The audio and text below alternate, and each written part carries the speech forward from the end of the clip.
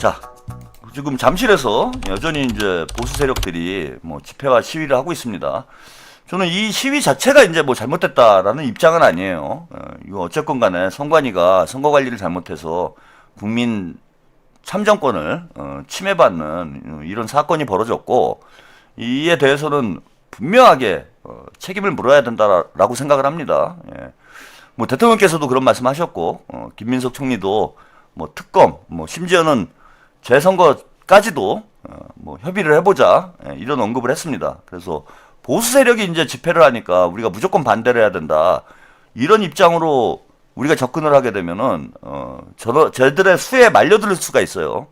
그래서 개중에는 이걸 부정선거 음모론으로 몰고 가서 이재명 정부를 공격하기 위한 그런 정치적 무기로 쓰려는 그런 이제 집단들도 있겠지만은 대다수의 이제 시위 참가자들은 그것보다는 참정권이 침해받은 데 대해서 분노하는 그런 이제 저는 유권자들이 많다라고 봅니다. 그래서 이걸 갈라놔야 돼요, 여러분.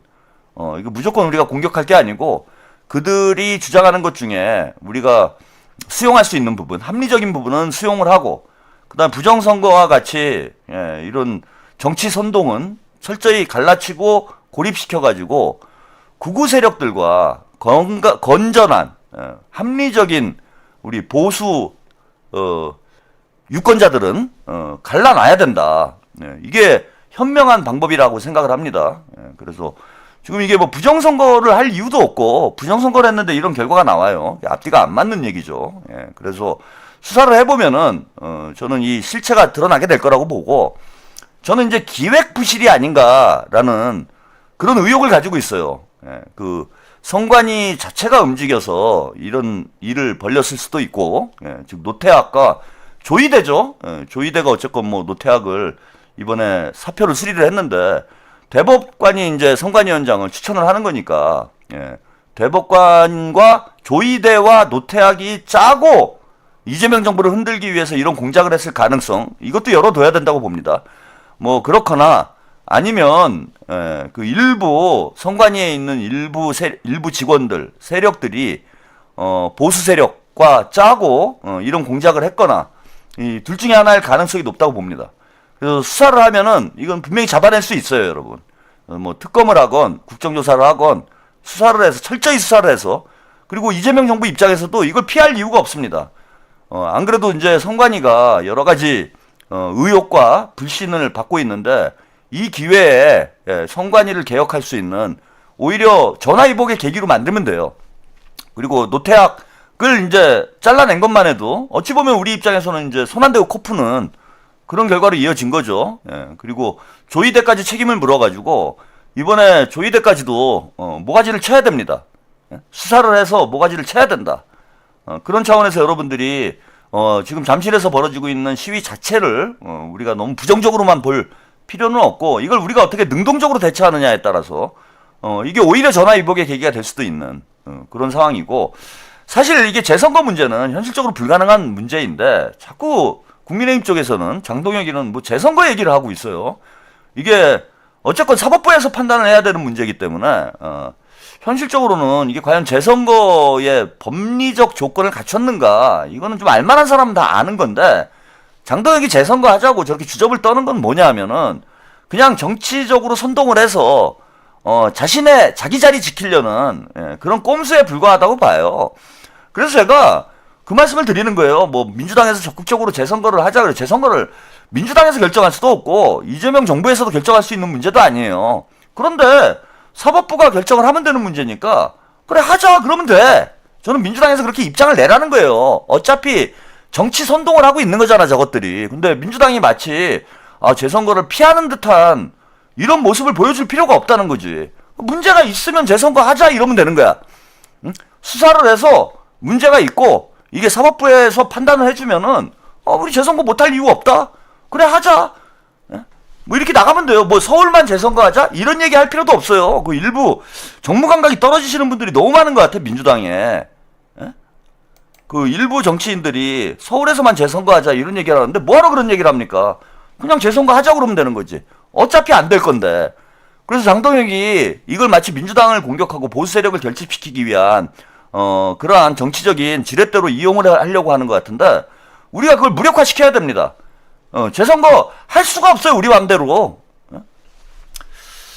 자, 그 관련된 뉴스 영상 하나 보고 가시죠. 장동혁 국민의힘 대표는 전국 재선거 주장과 함께 연일 부정선거 의혹을 제기하고 있습니다.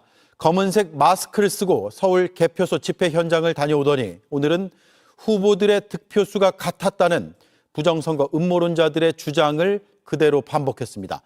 오세훈 서울시장은 유튜브 정당으로 전락할지 말지 기로에 서 있다고 비판했습니다. 오원석 기자입니다. 기자회견장에 들어와 판넬을 꽂은 장동혁 국민의힘 대표. 전국 12곳에서 두 후보의 득표수가 똑같이 나왔다며 부정선거론자들의 주장을 그대로 들고 나왔습니다. 광주 전남 통합시장 선거에서는 두 후보의 득표수가 똑같은 지역이 무려 10곳이나 있었습니다. 5억 9천만 분의 1을 6번 곱해야 하는 확률입니다. 인천 송도 1동과 송도 2동 사전투표소에서도 박찬대 후보와 유정복 후보의 득표수가 같았는데 사실상 불가능한 일이라는 겁니다. 그러면서 사전투표 폐지와 전국 재선거도 주장했습니다. 본투표 날짜를 늘리고 사전투표는 반드시 없애야 합니다. 재선거부터 사전투표 없이 실시할 수 있도록 선거법 개정 작업을 서둘러야 할 것입니다. 인천과 전남 선관위는 상세 개표 결과를 공개하며 우연한 일치라고 반박했습니다. 일부 지역에서 1, 2위 후보의 득표수만 같았을 뿐 나머지 후보의 득표수와 무효표 등은 전부 달랐다고 설명했습니다. 이전에도 제기됐던 부정선거론자들의 단골 소재였다는 겁니다. 당 안팎에선 장 대표가 선거 패배에 책임을 지는 대신 생명 연장을 위해 부정선거 음모론자들과 주장을 같이 하고 있다는 비판이 나왔습니다. 오세훈 서울시장은 장 대표의 재선거 주장을 일축하며 장동혁 노선은 실패했다고 비판했습니다. 그러면서 국민의힘이 중도의 바다로 나아가느냐, 유튜브 정당으로 전략하느냐 기로에 섰다고 꼬집었습니다. 저것도 어지가 진짜 모자른 놈이 아닌가. 예, 이게 뭐 제가 빨간 정청래다 이런 말씀 드렸잖아요. 이게 뭐 어디가 모자라도 크게 모자른 게 아닌가 그런 생각이 들어요. 예. 아니 호남에서 부정선거를 왜 합니까? 그 인천에서 부정선거를 왜 해야 돼요? 아니 근거를 가져오려면은 무슨 접전 지역이나 이런 데서 가져와야 이게 이제 사람들이 혹하지. 아니 이게 너무 쉽게 기각이 되잖아요. 부정선거 어떤 근거라고 주장하는 게. 아니 뭐 민주당이 머리가 돌았습니까? 호남에서 부정선거를 뭐하러 왜 해요? 할 이유가 뭐가 있어? 그리고 이번에 인천에서 무슨 뭐 접전을 했으면 모르겠어. 인천에서 예, 호남하고 거의 비슷한 이런 선거 결과가 나왔는데 여기서 무슨 부정선거를 한다고 저런 주장을 하면은 그게 정상적인 지적 능력을 가진 생명체가 볼 때 이게 진짜 그런가? 뭐 이런 생각을 할까요? 참 어디 이게 지능이 저 정도면 병이 아닌가 싶어요. 제가 볼 때는 아무리 뭐 당권을 본인이 유지하기 위해서 위기를 돌파하기 위해서 뭐 저런 주장을 한다고는 하지만은 그래도 어느 정도 제1야당이라는 야당의 당대표라는 사람이 그 어느 정도 상식적 수준에서 주장을 해야 뭐 본인이 정치적인 어떤 명분도 획득할 수 있고 지지층도 결집할 수 있고 이런 거지. 이거 얘를 병원에 보내야 되나 아니면 뭐 어디 시설에 보내야 되나 뭐 이런 뜬금없는 소리를 저러다가 이제 황교안 되는 거지. 장교안 대 장교안. 저 진짜 왜 전 보수 세력들이 저렇게 정신들이 온전치 못하게 되는지. 그러니까 사람들이 그런 게 있는 것 같아요. 이게 뭔가 그 힘든 일을 겪으면은 정신적으로 충격을 받고 머리가 돌아버리잖아. 그래서 지금 문조털레유도 제가 가만히 보면서 요즘에 약간 걱정되고 안쓰러운 측면도 있어요. 문조털레유가 너무 제가 조롱을 해가지고 제가 좀 약간 또 마음이 약하거든 제가. 괜히 문조털레유 만들고 매일 까고 조롱하고 이래가지고 이것들이 이제 정신이 돌아가지고 저거 나중에 뭔가 극단적인 이런 행동을 하는 거 아닌가. 지금 그런 걱정이 들어. 우리 그 유실금 선생도 그렇잖아요. 제가 너무 약 올리니까 이분이 약이 올라가지고 방송 나와가지고 한번 이겨보려고 자꾸 이상한 소리를 하는데 그러면 그럴수록 막 더 스텝이 꼬이고 여기저기서 뭐 그 치매 노인 취급을 받고 뭐 이런 지금 상황. 사실 우리 그 유실금 선생 같은 경우에는 문체의 어떤 브레인 역할을 하시는 분이잖아요.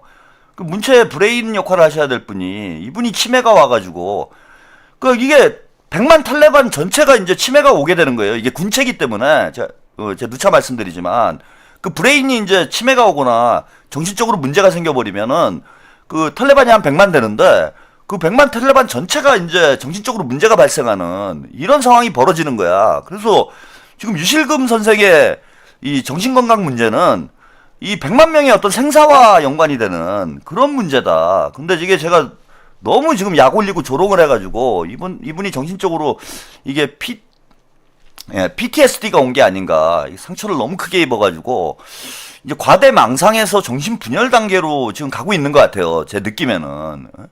그럼 이렇게 되면은 이제 문체죠. 예, 문체 전체가 치매가 걸리는 이게 100만 명의 이 거의 뭐 코로나급 수준의 보건 위기잖아요. 이 정도 되면은.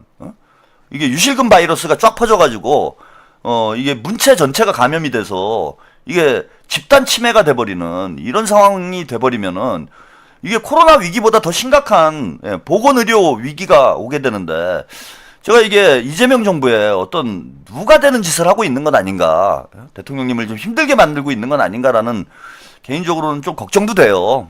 저는 이제 좋은 뜻에서 한 일이 이게 너무 심하게 해가지고 이게 정신적으로 상처를 줘서 사람들에게 이게 보건 위기 사태를 만드는 참 좀 걱정이 됩니다. 근데 지금 장동혁도 그래요. 저게 뭐가 데미지가 좀 심각하게 온 거 아닌가?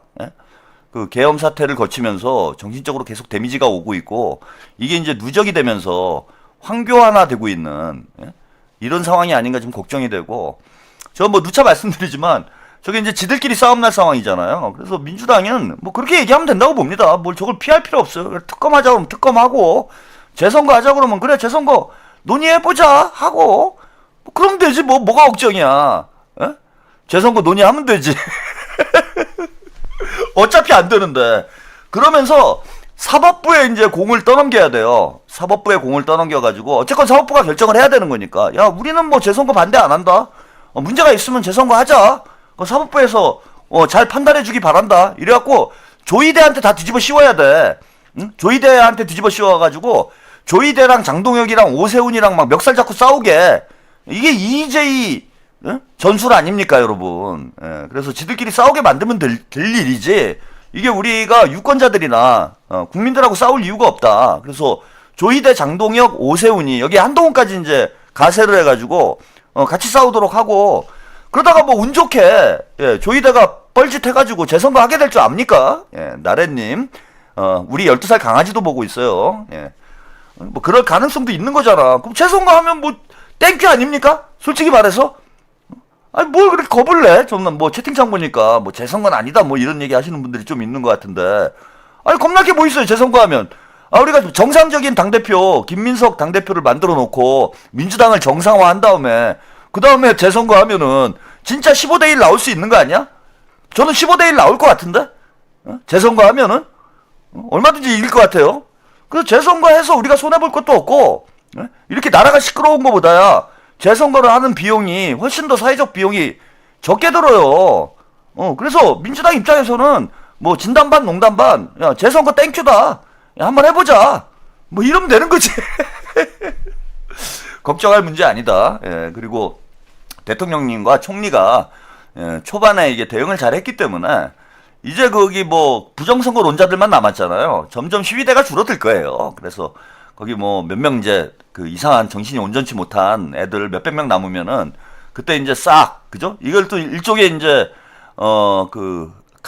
갈라치기 뭐 하여튼 잘 이제 아픈 사람하고 멀쩡한 사람하고 잘 이렇게 우리가 구분을 해야 돼요. 그래서 멀쩡한 사람들 이제 곧 다 떠나니까 그 아픈 사람들 그 공권력으로 뭐 감옥에 보내고 이럴 필요가 없습니다. 입원을 시켜야 돼요. 입원을. 거기 이제 나중에 한 뭐 몇백 명 남을 텐데 그때 이제 공권력 투입해가지고 강제 입원 시키면 됩니다. 며칠 그냥 놔두고 뭐 이걸 뭐 공권력을 투입해서 빨리 진압을 해야 된다. 아니 그걸 뭐 물론 잠실 주민들 같은 경우에 좀 불편하죠. 근데 본인이 뭐 오세훈 찍었는데 우리가 불편하거나 말거나 강남인데 알게 뭐야. 잘 됐네 이 기회에. 강남 사람들도 국민 보수 극우 맛을 한번 봐야 돼. 그동안 괜히 강북만 강북에서 계속 시위하고 강화문에서 시위하고 그래요. 강북 분들은 민주당 열심히 찍고 있는데 엉뚱하게 강북 분들만 피해를 입었잖아요. 그래서 잠실에서 쟤네들이 장기적으로 저럴 수 있도록, 그래서 강남 사람들도 같이 고통을 당해야 된다. 왜 강북만 고생을 해야 됩니까? 이 기회에 저는 정부에서 이거 무리하게 뭐 진압을 하겠다 뭐 이러지 마시고 그냥 오래 방치를 해두세요. 예, 니들도 한번 당해봐라 이 강남 것들아. 아파트값 한번 떨어져봐라. 그리고 이게 우리 이재명 정부의 부동산 정책에도 좀 도움이 되지 않을까요? 예, 지금 아파트값 잡아야 되는데 쟤네들이 저렇게 깽판을 쳐놓으면은 아파트값 좀 안정이 되지 않을까? 예? 서로 안 가려고 그러지 않을까? 예, 그래서 뭐 이거 급하게 처리할 필요 없습니다. 예, 설득할 수 있는 사람들은 최대한 설득을 하고, 예, 그리고 소수화됐을 때 그때 이제 공권력 투입해서 다 입원시키는 걸로, 그리고 좀 치료를 하고, 예, 이렇게 해서 건강하게 사회생활 할 수 있도록 우리가 잘 도와주는 방향으로 가면 되지 않을까 이렇게 생각이 들고요.